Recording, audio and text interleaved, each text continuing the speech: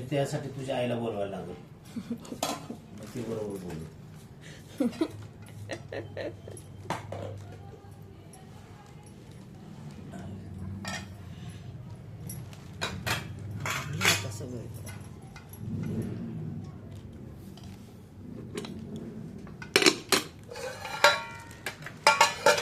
सांगायचं कसं वरण हे पापड आणि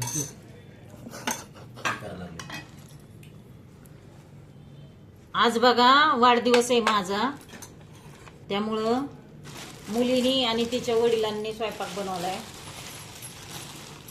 कसा दिसतोय स्वयंपाक सांगा. एकदम भारी, मस्त पुरी, पनीरची भाजी, वरण, भात आणि हे आमची ताट, पापड, कुरडई सगळं केलंय. एक नंबर जेवण या जेवायला.